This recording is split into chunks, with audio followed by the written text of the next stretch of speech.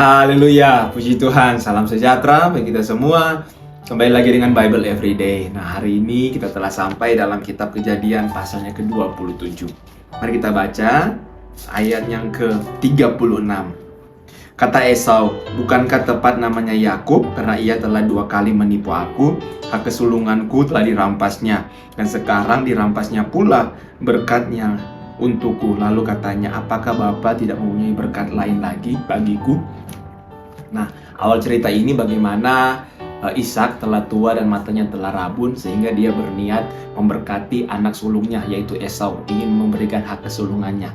Nah, permintaan terakhir dari Ishak adalah supaya Esau ini dapat berburu dan dagingnya diolah menjadi makanan yang enak, sehingga setelah dia selesai makan baru dia akan memberkati Esau. Nah, hal ini dilihat oleh ibunya, yaitu Ribka.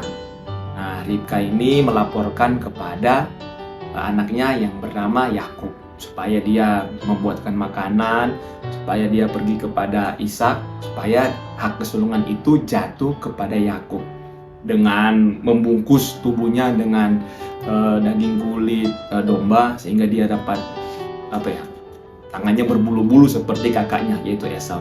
Nah, singkat cerita akhirnya Yakub ini diberkatilah oleh Ishak, ya, dengan caranya, bisa dibilang caranya yang licik, akhirnya Ishak memberkati Yakub. Nah, pulanglah Esau dari berburu. Kemudian dia mengatakan hal yang tadi. Sudah 2 kali Yakub menipu. Nah, sebenarnya setelah saya pelajari, padahal kan Esau sendiri telah menjual hak kesulungannya kepada Yakub dengan semangkok kacang merah. Esau telah menjual, tetapi Esau tidak mengatakannya kepada Ishak ayahnya sendiri. Sebenarnya yang coba menipu itu adalah Esau, bukan Yakub. Yakub telah membeli hak kesulungan itu. Esau telah menjual.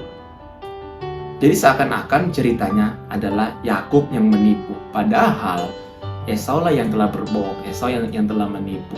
Karena dia tidak jujur kepada ayahnya kalau dia sudah jual.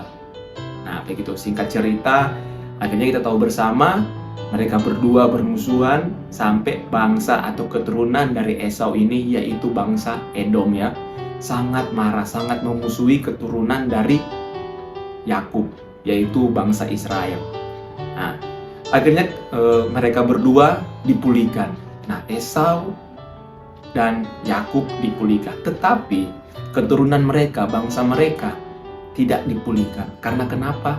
Karena virus, ya.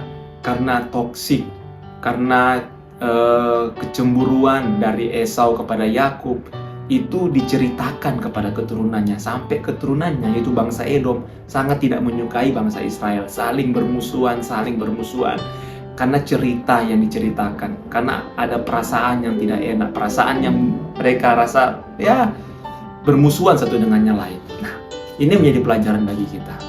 Hati-hati dengan virus dalam seseorang, bisa dibilang toxic person, ya, virus. Jangan sampai kita membenci orang karena orang lain menceritakan keburukan orang tersebut. Kok saya bisa benci si A, ya? Padahal kita hanya mendengar si A dari B, dari C, oh dia orangnya gini. Kenapa kita bisa benci? Kenapa saya bisa marah ya kepada si B? Cuma karena si A menceritakan gini. Hati-hati dengan toxic person.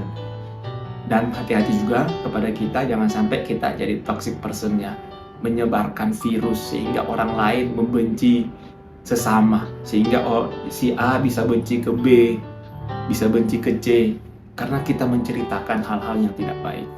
Jadilah pribadi yang lebih bijak dan hindarilah toxic person, biar sama-sama kita hidup damai dan saling mengasihi satu dengan yang lain. Gitu, biar firman Tuhan ini jadi kekuatan bagi kita semua. Haleluya.